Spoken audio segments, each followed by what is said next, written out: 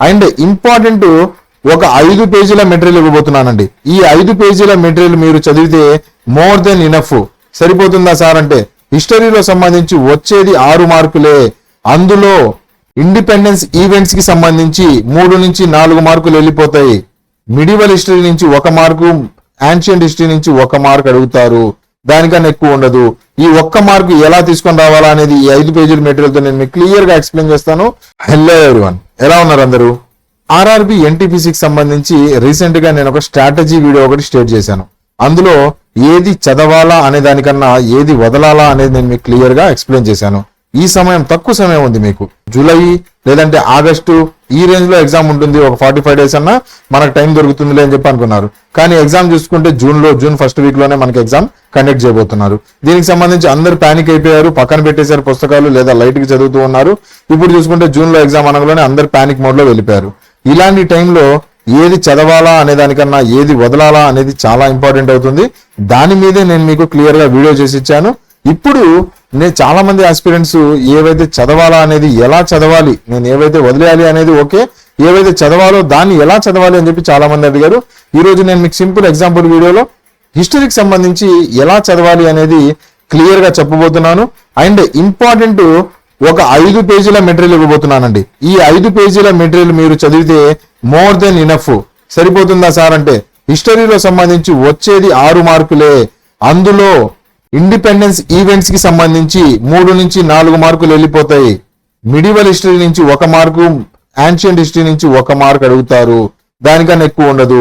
ఈ 1 మార్కు ఎలా తీసుకొని రావాలా అనేది ఈ 5 పేజీల మెటీరియల్ తో నేను మీకు క్లియర్ గా ఎక్స్ప్లెయిన్ చేస్తాను. ఈ రోజు మనం ప్రీవియస్ ఇయర్ క్వశ్చన్స్ ని చూసుకుంటా దాని నుంచి ఈ 5 పేజీల మెటీరియల్ ఎలా చదవాలి అనేది క్లియర్ గా మనం అనాలిసిస్ చేసుకుంటా వెళ్ళిపోదాము. చాలు, మోర్ దెన్ ఇనఫ్. ఈ 5 పేజీల మెటీరియల్ రోజు 5 నిమిషాలు చాలు. 5 నిమిషాలు చాలు. ఇవాళ ఒక్కసారి వీడియో మొత్తం చూడండి. దాని తర్వాత కోడింగ్ తో నేను ఎలా గుర్తుపెట్టుకోవాలో చెప్తాను. మెమోరీ హింట్స్ తో దాన్ని గుర్తుపెట్టుకుంటా. ఈ 5 పేజీల మెటీరియల్ ని రోజు ఒక 5 నిమిషాలు చూడండి. యాన్షియంట్ హిస్టరీ అయిపోతుంది మీకు. ఈ 5 పేజీల్లోనే వస్తుందా అని చెప్పి మేము ఎలా నమ్మాలి సార్? నమ్మకండి. ఆల్రెడీ గ్రూప్ 2 ప్రిలిమ్స్ కి సంబంధించి క్లియర్ గా కట్ ఆఫ్ ఎంత ఉందో అని చెప్పి నేను చెప్పున్నాను. నమ్మలేదు. దాని తర్వాత గ్రూప్ 2 ప్రిలిమ్స్ కి సంబంధించి మీరు చూశారు. దాని తర్వాత జూన్ లో ఎగ్జామ్ ఉంటుందని చెప్పి ఎన్టీపీసీకి సంబంధించి చెప్పాను. చాలా మంది నమ్మారు, చాలా మంది నమ్మలేదు. జూన్ లోనే ఎగ్జామ్ స్టార్ట్ అయిపోయింది. ఏ జోను సేఫ్ జోన్ ఏది లేదంటే డేంజర్ జోన్ ఏది క్లియర్ గా నేను మీకు చెప్పాను. అలానే ఆర్టీఏ ఇన్ఫర్మేషన్ తో సహా మీరు చూసుకోండి. నేను చెప్పిన జోన్స్ సేఫ్ జోన్ లో వెళ్ళినాయి. ఇలా మీరు నమ్మితే ప్రశాంతంగా మీ ఎగ్జామ్ అయిపోతుంది. నమ్మలేదు అంటే ఆ పుస్తకాలన్నీ ముందేసుకుని కూర్చోండి 1 మార్కు కోసం. ఓకేనా? సో ఇప్పుడు చూసుకుంటే మనం ఎలా చూడబోతున్నాం ఈ రోజు స్ట్రాటజీ అని చెప్పి చూసుకుంటే ఫస్ట్ నేను మీకు క్వశ్చన్స్ చెప్తాను. క్వశ్చన్స్ నుంచి మనం మెటీరియల్ ఏదైతే 5 పేజీలు ఉందో అది ఎలా చదవాలి అని చెప్తాను. మెటీరియల్ ఎక్కడ దొరుకుతుంది సార్ అంటే ఈ వీడియోలో కూడా చూపిస్తాను. ఈ వీడియోలో కూడా ఆల్రెడీ క్లియర్ గా ఉంది. అండ్ టెలిగ్రామ్ లో నేను నిన్న నైట్ షేర్ చేశాను ఆ మెటీరియల్ ని. అందరూ వీడియోలు తయారు చేసి వీడియో తర్వాత ఆ వీడియో చూసిన తర్వాత టెలిగ్రామ్ లో మెటీరియల్ షేర్ చేస్తారు. మన దగ్గర అలా ఉండదు. నేను మెటీరియల్ తయారు చేస్తూనే నేను మీకు టెలిగ్రామ్ లో షేర్ చేస్తూ ఉంటాను. ఒక్కొక్క స్లైడ్ మీకు పంపించేస్తూ ఉంటాను. మీరు అక్కడే చదువుకుంటూ ఉండొచ్చు. ఓకే, వీడియో చూడకపోయినా పర్లేదు, మీరు మెటీరియల్ చదువుకుంటే చాలు. నాకు ఎగ్జామ్ లో మంచి మార్క్స్ వస్తే సరిపోతుంది. ఓకే, సో మన టెలిగ్రామ్ లింక్ డిస్క్రిప్షన్ లో ఇస్తాను. నా మొబైల్ నెంబరు, ఏ డౌట్ ఉన్నా సరే నాకు చెప్పండి. కామెంట్ సెక్షన్ లో మీ డౌట్ ఏమైనా ఉన్నా నాకు తెలియజేయండి. ప్రతి కామెంట్ నేనే చదువుతాను, నేనే రిప్లై ఇస్తాను. మీరు పాస్ట్ వీడియోస్ లో చూడండి, ప్రతి కామెంట్ కి రిప్లై ఉంటుంది. ఏ కామెంట్ వదిలిపెట్టాను. 500 కామెంట్లు వచ్చినా 5 కామెంట్లు వచ్చినా నేను మీకు రిప్లై ఇవ్వడం పక్కా. ఓకేనా? So let's start our video. Ancient హిస్టరీకి సంబంధించి నేను మీకు ఈరోజు చెప్పబోతున్నాను. Welcome to Sky Academy. First question చూసుకుంటే which of the following locations termed as port town అని చెప్పి, పోర్ట్ టౌన్ కి ఏ టౌన్ ని పోర్ట్ టౌన్ అంటారు, ఏ లొకేషన్ ని అని అడుగుతున్నాడు. అంటే ఏంటి? ఇది ఇండస్ వ్యాలీ సివిలైజేషన్ కి సంబంధించి అడుగుతున్నాడు. మనకి లోతల, రాంగ్పూరా, హరప్పన, మోహింజోదారో అడుగుతున్నాడు. క్వశ్చన్లు ఎక్కువ అబ్జర్వ్ చేయకండి. క్వశ్చన్ లో అడిగిన టాపిక్ ని అబ్జర్వ్ చేయండి. Previous year questions, lime light లాంటివి. నేను ఏ ఎంసీక్యూస్ ని నమ్మను, ఓన్లీ ప్రీవియస్ ఇయర్ క్వశ్చన్స్ ని, అందులో వచ్చిన టాపిక్స్ ని నమ్ముతాను. ఇక్కడ దీనికి సంబంధించి మనల్ని పోర్ట్ టౌన్ అంటే లోతల్ అని చెప్పి అడుగుతాడు. లోతల్ అనేది దీని ఆన్సర్ అవుతుంది. అయితే ఇక్కడ ఆన్సర్లు క్వశ్చన్లు చెప్పడానికి, ఎంసీక్యూలు ఎక్స్ప్లెయిన్ చేయడానికి కాదు ఈ వీడియో. క్వశ్చన్లు ఎలా చదవాలి, మెటీరియల్ ఎలా చదవాలి అనే దాని గురించి నేను మీకు చెప్పబోతున్నాను. ఓకే, క్వశ్చన్లు ఆన్సర్లు అంటే మీకు ఎలాగో ఏదో పుస్తకంలో దొరుకుతాయి. దానికోసం మీరు వీడియో చూడవసరం లేదు. ఇక్కడ చూసుకుంటే మనకి పోర్ట్ టౌన్ ని దేని అంటున్నారు అంటే లోతల్ అంటారు. మనం చూసుకుంటే ఈ లోతల్ గురించి మనల్ని క్వశ్చన్ ఎగ్జామినర్ అడుగుతున్నాడు. ఇండస్ వ్యాలీ సివిలైజేషన్ లో మనకి మాక్సిమం చూసుకుంటే దగ్గరగా 40 నుంచి 50 సైట్లు మనకి బయలుపడ్డాయి, ఎక్స్ప్లోరేషన్ జరిగినాయి. మనకి 40 నుంచి 50 సైట్స్ బయలుపడ్డాయి. కానీ 40 నుంచి 50 సైట్స్ మీరు గుర్తుపెట్టుకోవాలంటే కాదు.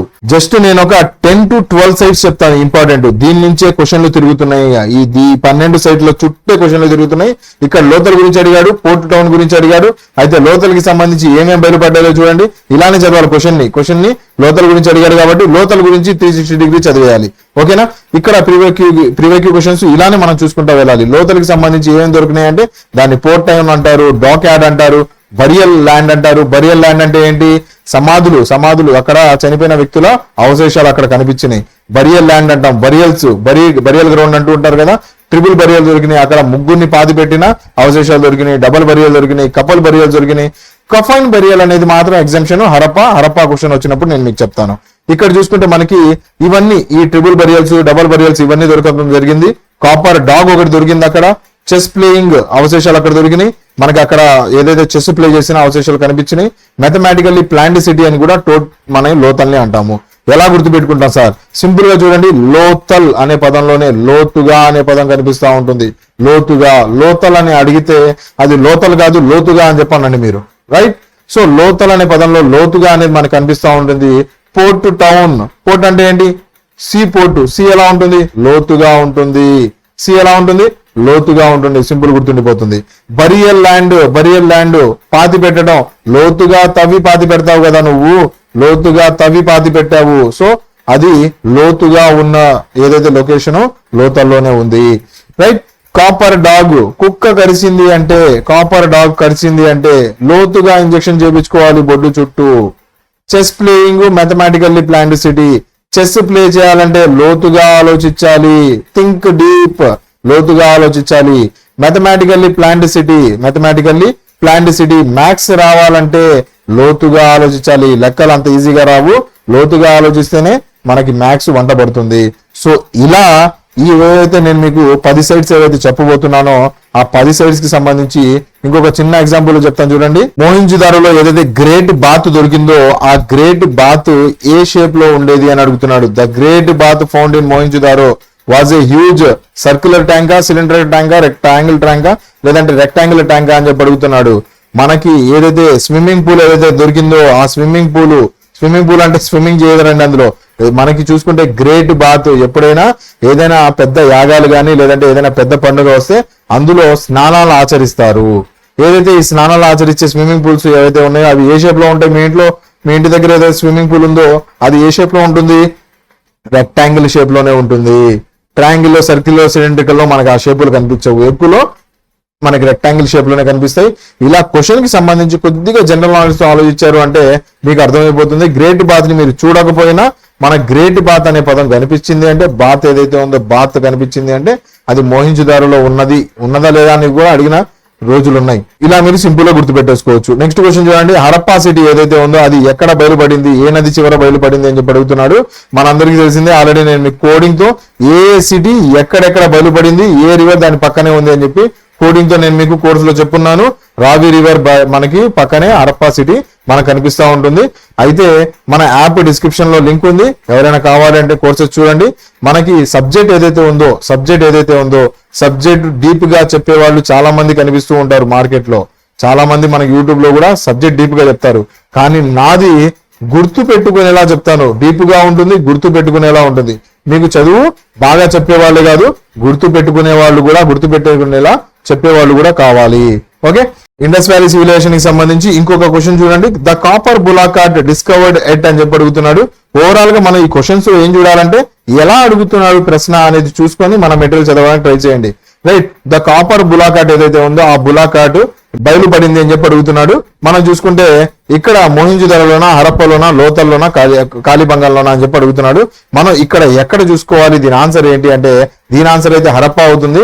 ఎలా గుర్తుపెట్టుకోవాలో చెప్తాను చూడండి. హరప్పా సంబంధించి అడిగారు కాబట్టి హరప్పాకి సంబంధించి మొత్తం చూసుకోవాలి. మనం ఏ సైట్స్ బయలుపడ్డాయి అనేది క్లియర్ గా చూసుకోవాలి. ఇందాక లోతల్ గురించి చూసుకున్నామా, దాని తర్వాత హరప్పా గురించి అడిగారు కాబట్టి హరప్పా గురించి చూసుకుంటాము. ఇక్కడ చూసుకుంటే మనకి కాపర్ బులాకాట్స్, పోటరీ, శాండ్స్టోన్ స్టాచ్యూ, దాని తర్వాత కన్నింగ్హామ్ ఏదైతే సీల్ ఏదైతే దొరికిందో మనకి అది కూడా హరప్పాలోనే. ఒక బుల్ ఉంది దాంట్లో. దాని తర్వాత 5 లెటర్స్ ఉన్నాయి. ఆ సీల్ ఏదైతే ఉందో అతనికి దొరికిన సీల్లో ఏదైతే ముద్ర ఏదైతే ఉందో అందులో మనకి 5 లెటర్స్ కనిపిస్తా ఉన్నాయి. మధ్యలో ఒక బుల్ కనిపిస్తా ఉంది. అది కూడా అక్కడ మన హరప్పాలో దొరికింది. టెరాకోటా టూల్స్ ఏవైతే ఉన్నాయో అంటే మనకి కాల్చి తయారు చేసిన, ఇప్పుడు మట్టి కుండలు ఉన్నాయి కదా, మట్టి కుండలు ఎలా తయారు చేస్తారు, కాల్చి మనకు ఇటుకలు ఉన్నాయి కదా, ఇటుకలు బెస్ట్ ఎగ్జాంపుల్. మనకి ఇప్పుడు ఇటుకలు ఏవైతే ఉన్నాయో అవి మనకి మట్టిని కాల్చి ఇటుకలు తయారు చేస్తారు కదా, సో అలాంటి టూల్స్ హరప్పాలో మనకు కనిపిస్తూ ఉంటుంది. కఫైన్ బరియలు, ఇందాక లోతల్లో ఏదైతే బరియల్స్ దొరికినాయి కదా, ఆ లోతల్లో దొరికిన బరియల్స్ లో ఒక రకమైన బరియలు అక్కడ కనిపిదు, ఇక్కడ కనిపిస్తుంది. ఏంటైతే కఫైన్ బరియలు. కఫైన్ బరియలు అంటే ఏంటి, ఒక బాక్స్ శవపేటికలో పెట్టి మనల్ని బరియలు చేశారు, మన ఏదైతే అవశేషాలు ఏవైతే ఉన్నాయో అవి అక్కడ దొరకడం కనిపిస్తా ఉంది. అయితే చూసుకుంటే మనకి హరప్పాలో ఇవన్నీ ఎలా గుర్తుపెట్టుకుంటారంటే, హరప్పా అనే పదంలోనే రిపీట్ కనిపిస్తా ఉంటుంది. పీపీ రిపీట్ అవుతూ ఉంటుంది, డబుల్ లెటర్స్ రిపీట్ అవుతూ ఉంటాయి. ఓకే, కాపర్ పీపీ రిపీట్ అవుతూ ఉంటుంది, బులాక్ కార్డు ఎల్ఎల్ రిపీట్ అవుతూ ఉంటుంది, పాటరీలో TT, sandstone statue S repeat అవుతుంది, కన్నింగ్హామ్ ఎన్ రిపీట్ అవుతుంది. దాని తర్వాత terracotta RR, tools OO, coffin FF. So ఇలా ప్రతి దాంట్లో మనకి రిపీట్ కనిపిస్తూ ఉంటుంది హరప్పాకి సంబంధించి. మిగతా ఏవైనా తీసుకొని చూడండి, మీకు 99% రిపీటెడ్ అన్ని హరప్పాలోనే కనిపిస్తాయి. ఎక్కడో 1-2% ఎక్కడైనా మిస్ అవ్వచ్చు, కానీ 99% మీకు ఇక్కడే కనిపిస్తాయి. హరప్పాలోనే రిపీటెడ్ లెటర్స్ లో ఉన్న వర్డ్స్ అన్ని హరప్పాలోనే కనిపిస్తాయి. ఇలా మీరు సింపుల్ గా గుర్తుపెట్టుకుంటూ వెళ్ళాలి. ఇక్కడ చూడండి, పేజ్ నెంబర్ 1 ఇస్తున్నాను, మీ మెటీరియల్ ఏదైతే ఉందో అందులో పేజ్ నెంబర్ 1 ఇస్తున్నాను. హరప్పా, మోహింజోదారో ఏవైతే 10 సైడ్స్ చెప్పాను కదా, 50 సైడ్లు 40 సైడ్లు కాదు, ఈ 10 సైడ్లు చదవండి.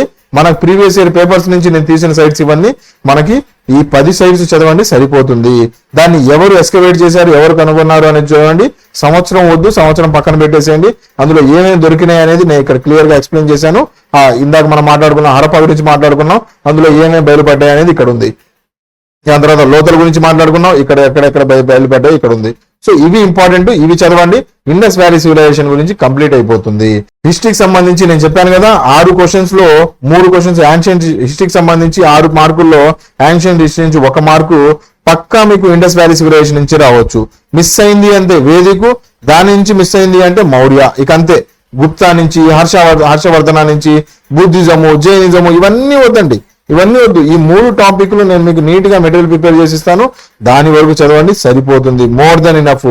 మాక్సిమం హరప్పానే. దీని నుంచి క్వశ్చన్ రాని రోజులు లేవా సార్ అంటే, వచ్చినాయి, హ్యాపీగా చదువుకో. కాకపోతే 10% వరకే వచ్చినాయి అవి. 90% రోజులు ఇందులో నుంచే వచ్చినాయి. రైల్వే నుంచి, హిందీ నుంచే ఇస్తున్నాడు 90% వరకు. ఓకే, సో 90% వరకు ఎమ్మడబడతావా, 10% వరకు ఉన్న 10-15 రోజుల్లో ఏది ఎమ్మడబడతావో నీ ఇష్టం. నేనైతే చెబుతున్నాను ఇక్కడి నుంచే క్వశ్చన్ పడుతుంది. ఓకేనా. సో నెక్స్ట్ వేదిక్ గురించి చూసుకున్నాం అనుకుంటే, మనకి వేదిక్ లో ఎక్కడి నుంచి ప్రశ్నలు అడుగుతున్నాడు అని చెప్పి చూసుకుంటే, మనకి క్వశ్చన్ నెంబర్ 1 చూసుకుంటే, in which are the following Vedas knowledge related to music ఈ స్టోర్డ్ అంట. ఏ వేదాలలో మ్యూజిక్ గురించి చెబుతున్నారు అని చెప్పి అడుగుతున్నాడు. ఇక్కడ చూసుకుంటే మనకి 4 వేదాలు మీ అందరికీ తెలిసిందే, ఋగ్వేద, యజుర్వేద, సామవేద, అధర్వణ వేద మనకు కనిపిస్తా ఉంటుంది.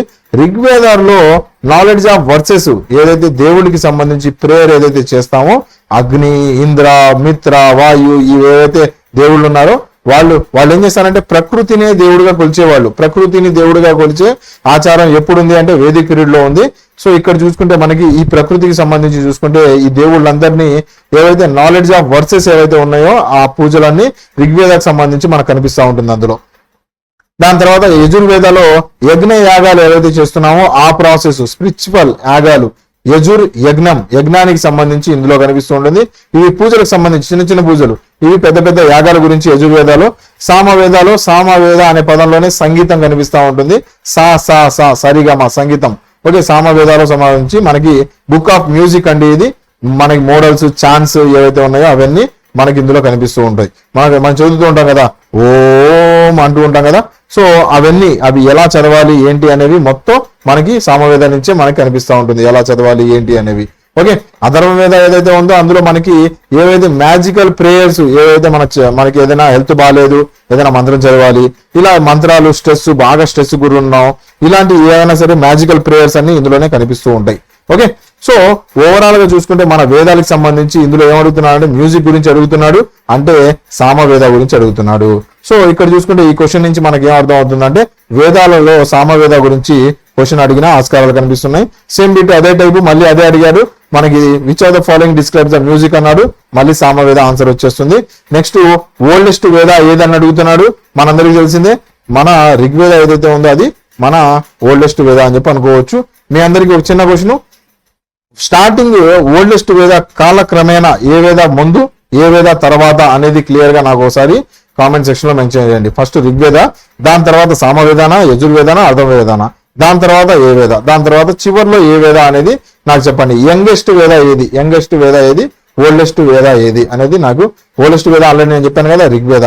సో ఓవరాల్ గా చూసుకుంటే ఈ క్వశ్చన్ లో నుంచి కూడా మనం మాట్లాడుకుంటే వేదాల గురించి మనకి అడుగుతూ ఉన్నాడు. నెక్స్ట్ వేదాలలో ఋగ్వేదాల్లో ఎన్ని మంత్రాలు ఉన్నాయని అడుగుతున్నాడు, 1028.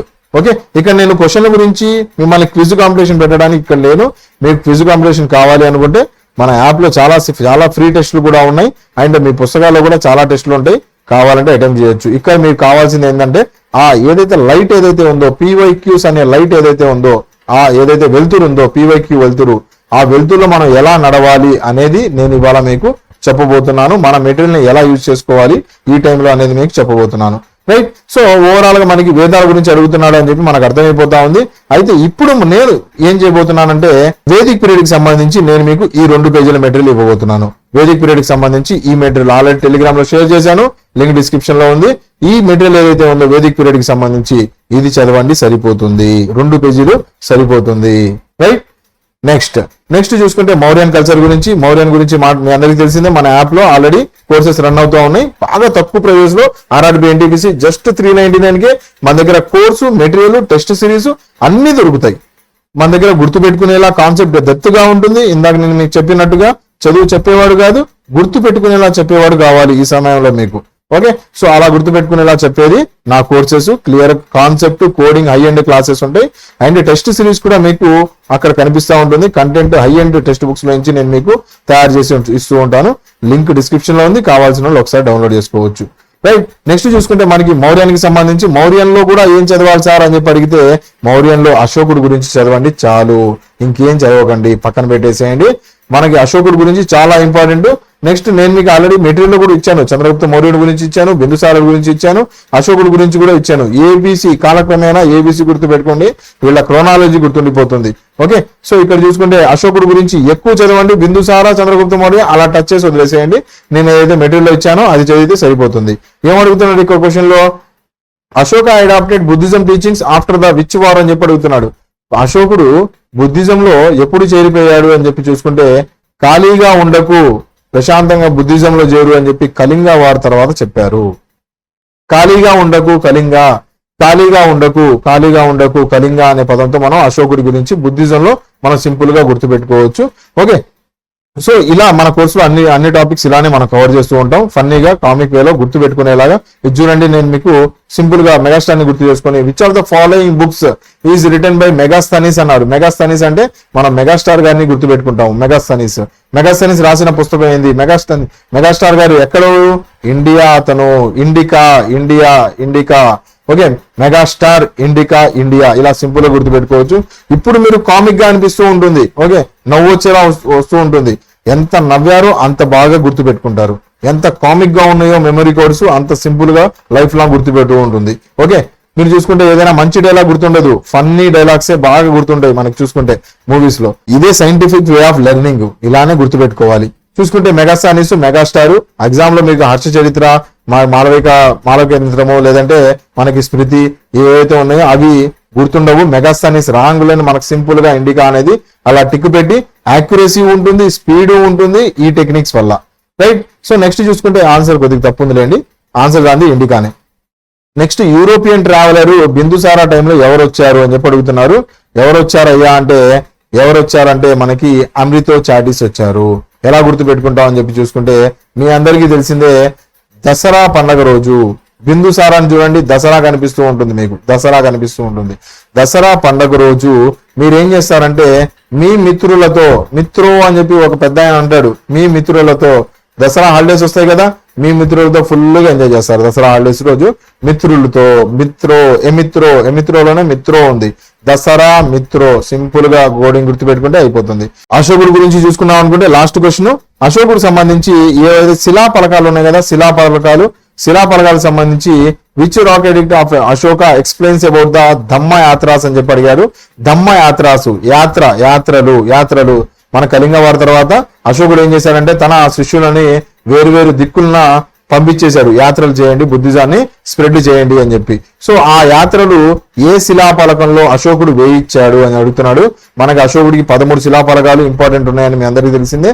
ఆ 13లో ఏ శిలాఫలకం, ఏ శిలాఫలకం అంటే 8వ శిలాఫలకం. ఎలా గుర్తుపెట్టుకుంటారంటే, ఎన్ని దిక్కులు వెళ్ళేవాళ్ళు, అష్టదిక్కులు వెళ్ళారండి. అష్టదిక్కులు, రైట్, అష్టదిక్కులు 8 అష్టదిక్కులు వెళ్ళారు. అష్టదిక్కులు వెళ్ళి ఏం చేశారయ్యా అంటే ధమ్మయాత్రలు చేశారు. యాత్ర ఎన్ని యాత్రలు చేశారంటే అష్టదిక్కులు వెళ్ళి యాత్రలు చేశారు వాళ్ళు. అలా గుర్తుపెట్టుకుంటే సరిపోతుంది. చాలా కామిక్ వేలో ఉంది కదా. ఇలానే మనకి అశోకకి సంబంధించి 13 రాక్ ఎడిట్ సంబంధించి కూడా నేను మీకు క్లియర్ గా ఇచ్చాను. కావాల్సిన వాళ్ళు స్క్రీన్ షాట్ తీసుకోండి. 13 యాత్రలకు సంబంధించి చూడండి. 8th మేజర్ రాక్ ఎడిక్ట్ ఏదైతే ఉందో దాంట్లో అశోక ధమ్మయాత్రల గురించి చెప్పారు. మనకి అష్టదిక్కులు తిరిగారంట వాళ్ళు. ఓకే, యాత్రలు చేశారు అష్టదిక్కులు. 9వ రాక్ ఎడిక్ట్ గురించి చూడండి ఏమన్నారు. యూజ్లెస్ స్పెండింగ్ ఏదైతే ఉందో, మనం ఖర్చు పెడుతూ ఉంటాం. ఖర్చు దేని మీద, ఏదైతే మనకి పూజలు కానీ, సెరిమనీస్ కానీ, యజ్ఞాలు కానీ, లేదంటే పండగలు కానీ, వాటికి వీటికి, పండగలు కాదు, ఏదైతే సెరిమనీస్ చేస్తూ ఉంటాం కదా, ఆ సెరిమనీస్ కి సంబంధించి అన్నెసెసరీగా ఖర్చులు పెట్టొద్దు అన్నారు అశోక గారు తన 9వ రాక్ ఎడిట్ లో. ఎలా గుర్తుపెట్టుకుంటాం అంటే 9 అనగానే నవగ్రహ పూజలు, సెరిమనీస్ అంటే పూజలే కదా, 9 నవగ్రహ పూజలు. ఈ నవగ్రహ పూజల కోసం ఎక్కువ ఖర్చు పెట్టొద్దు, యూజ్లెస్ స్పెండింగ్ చేయొద్దు అని చెప్పి నేను అనట్లేదు, అశోక గారు అన్నారు. అవునా? సో ఓవరాల్ గా మనకు మౌర్యానికి సంబంధించి ఇంకో 2 పేజీల మెటీరియల్ ఇస్తున్నాను. ఓవరాల్ గా ఈ 2 పేజీల మెటీరియల్ కావాల్సిన వాళ్ళు స్క్రీన్ షాట్ తీసుకోండి. కావాల్సిన వాళ్ళు లేదు అనుకుంటే టెలిగ్రామ్ ఛానల్లో నేను ఈ మెటీరియల్ ఇచ్చాను, ప్రింట్ తీసుకోండి. ఇండస్ వ్యాలీ సివిలైజేషన్ సంబంధించి 1 పేజు, దాని తర్వాత మౌర్యానికి సంబంధించి 2 పేజీలు, దాని తర్వాత చూసుకుంటే మనకి a period, next Vedic period కి సంబంధించి 2 పేజీలు, మొత్తం 5 పేజీల మెటీరియల్. ఇంపార్టెంట్ మెటీరియల్ ఇది ఉంటే సరిపోతుంది. ఓకే, మన యాప్ లో ఆల్రెడీ కోర్సెస్ అవైలబుల్ గా ఉన్నాయి. చాలా డీప్ గా, చాలా నీట్ గా. మీరు ఒక్కసారి చూస్తే రివిజన్ అవసరం లేని, #నో రివిజన్ అంటే మన రివిజన్ అవసరం లేని మన కోర్సెస్ ఉంటాయి. ఒకసారి చదివారు అంటే మర్చిపోరు. ఇప్పుడు ఈ వీడియో చూడండి. ఈ వీడియోకి సంబంధించి ఏవైతే నేను మీకు చెప్పానో అవి మర్చిపోతారా? లైఫ్ లో మర్చిపోరు. ఆ రకంగా చెప్పాను కదా, అలానే మన క్లాసెస్ అన్ని అలానే ఉంటాయి యాప్ లో. Okay, that's it for today friends. Thank you for watching. Have a nice day. Bye.